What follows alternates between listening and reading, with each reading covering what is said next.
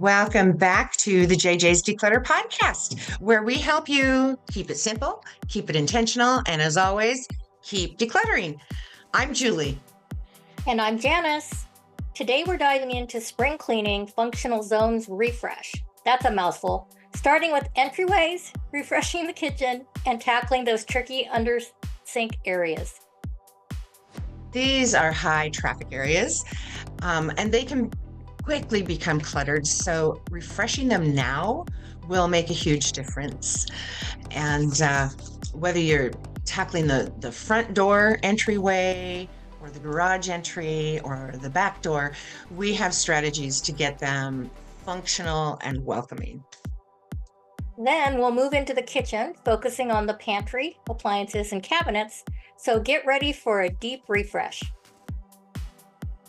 And we will wrap up with under sink spaces, which are often overlooked, but crucial for keeping your home organized and efficient.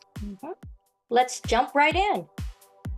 All righty. So in organizing your entryways are the first impression. They are the first impression of your home. So let's talk about three key areas: the front entry, the back entry, and the garage entry. Yes, and they tend to collect clutter like shoes, mail, bags, random odds and ends. Step one is decluttering. What doesn't belong there? Great strategy is to define the space's function.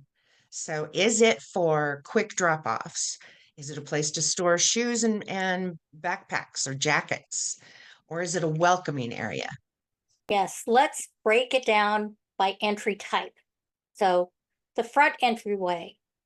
Make it inviting. Clear out excess shoes, add a small table or wall hooks for keys, and maybe a decorative touch like a planter or a mirror. Now the back entry, that's where people tend to, track in dirt and stuff like that because it's often used by family members. So baskets or bins for shoes and a dedicated hook for each family member's bag can help keep things tidy. Also, you might want to put a hook up for the dog leashes and bags and stuff like that.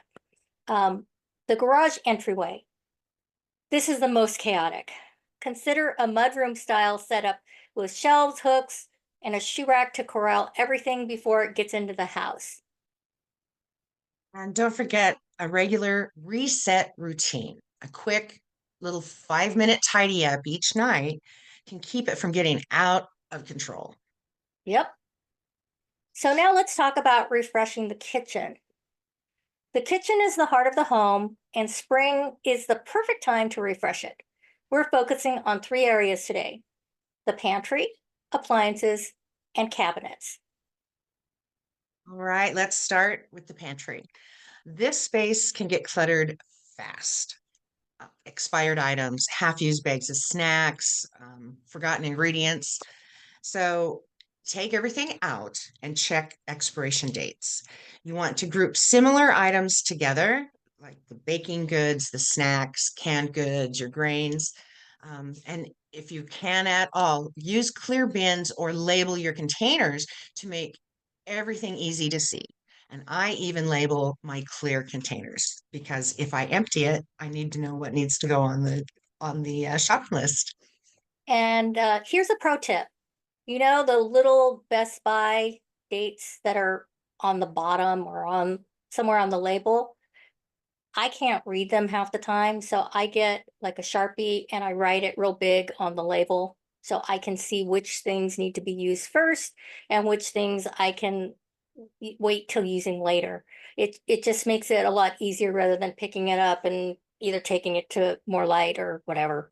That's just coming from an optometrist. You want to see? Yeah. So one of the things with the pantry too is when if you're, decanting something, so you're taking, for instance, rice. I take my rice and I pour it into the jar that I store it in. And what I have done on the outside of the jar is I just put cellophane tape or scotch tape and wrote with a marker the measurements and the expiration date. and threw the bag away. So these things are stored well.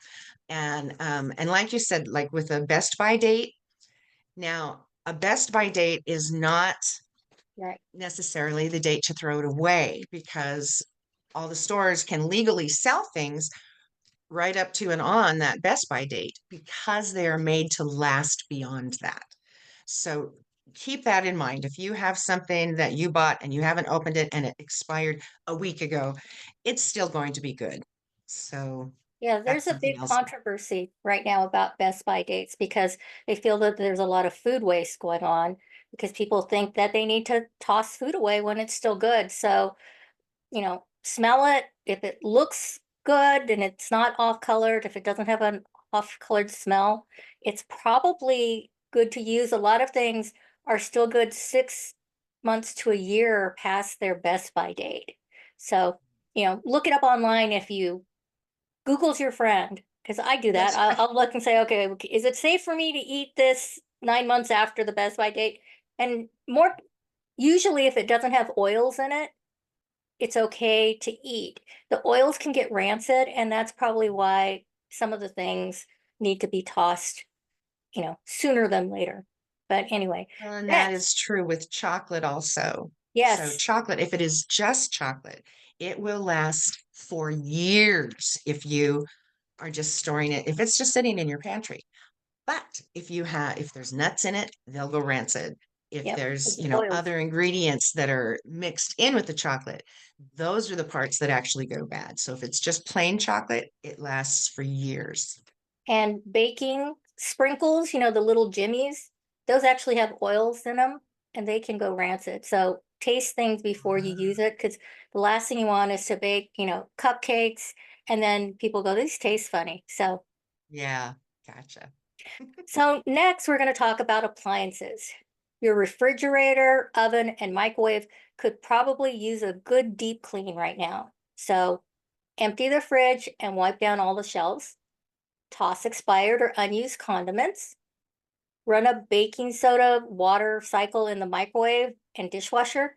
I like to put half a lemon in about 1 to 2 cups water in a heat safe dish or bowl and let it steam in the microwave for about 2 to 3 minutes. And then I let it sit there because I want the steam to help loosen all the gunk that pops off your food in the microwave. Um, and then I use the hot lemon water to wipe down the surfaces with a microfiber cloth, both inside the microwave and outside, because the lemon will cut through the oils and it makes everything shine and smells great. Absolutely. I don't use the lemon, I use vinegar. And I just put vinegar in a glass measuring cup and I let it do the same thing. I cook it for a couple minutes, let it sit there and steam for a while, and then things just wipe right out. So that works really well too. One of the other things you don't want to forget, your small appliances like your coffee maker, blenders, toasters. We all have those, or a lot of us have those hot pots. So it's the little kettle that plugs into the wall and boils your water fast. Those, I clean mine probably once a month because it will get scale buildup from the minerals in the water. And that's a quickie also. I put vinegar in there, bring it to a boil. I dump that out to clean something else, and then it just wipes right out. It's awesome. Yeah, pouring the hot vinegar down your drain can help clean your garbage disposal. But and it'll get rid of smells too. So Yeah. finally, let's talk about the cabinets and drawers. They hide so much clutter. So pull everything out and wipe down the shelves. Sort items. Do you really need 14 mismatched Tupperware lids? Use dividers or organizers to create functional zones inside your cabinets. Absolutely. A good rule of thumb, if you haven't used it in a year, it's probably time to let it go. And I know for a while, because our lives were very changed by the pandemic, that a lot of people held on to things because they were using a lot more things because they were home all the time. Mhm. But now that we're back to, going to work at the office and all that kind of thing, it is a good real rule of thumb to think about it. Will I really use this now that I've learned that I don't need to? And here's another pro tip, because this is one of the least cleaned items in your kitchen. Your silverware caddy, a lot of times food and crumbs and stuff like that fall into that. So make sure you take them out and give it a quick wipe, because you're eating food with those utensils. So you want to make sure that you're not cross-contaminating things. But anyways, let's go on to the next area, which is cleaning and organizing under the sinks. So the space under the sink, whether it's in the kitchen or the bathroom, or in my case, in my laundry room, is often a black hole of cleaning supplies, random bags, and forgotten items. So let's fix that. Oh, yes. Step one, empty it completely. Get everything out so you can assess what you actually have.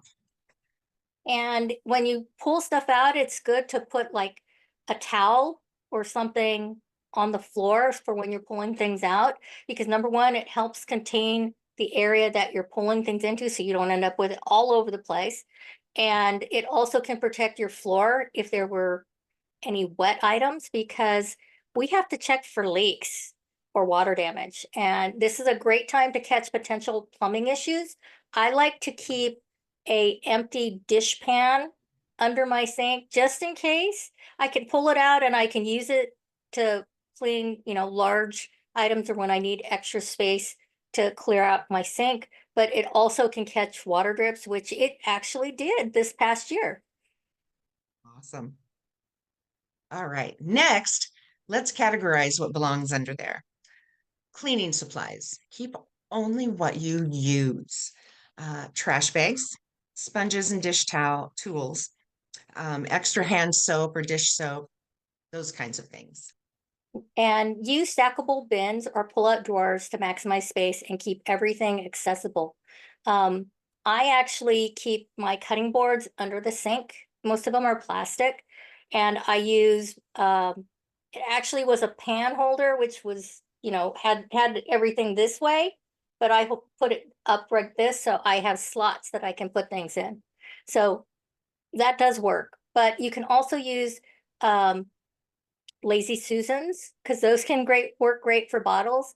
And the tension rods can hold the spray bottles. Now, I've seen that all the time, and I've never tried it. Have you tried that with the tension rod and you hang the bottle? I have not. I have been in a house where she does, and it works really well for her. I have more things under my sink. I don't have the right setup really to put the tension rod in there and have room to have Other stuff. other stuff. Yeah. So I haven't done that, but I have seen it used, and it worked really well for her. So let's consider storing bulkier cleaning supplies elsewhere, like a laundry room or the garage, to kind of keep your under sink space uncluttered so it's easier for you to use. So we've covered a lot today: entryways, the kitchen, and under sink spaces. Each one plays a huge role in keeping your home running smoothly. And spring is the perfect time to refresh these zones. Start small, do one space at a time, and don't stress about perfection. Progress, not perfection. Yep. And so if you found today's episode helpful, don't forget to subscribe, and please leave us a review. And join our community for more decluttering inspiration at abcdeclutter.com. You bet. Follow us also on Instagram at ABC Declutter with JJ, and join our Facebook group, ABC Declutter with JJ Community, for more organizing tips and decluttering tips and cleaning tips. and laughs. And laughs. Until next time, keep it simple. Keep it intentional. And as always, keep decluttering. Yay! Bye.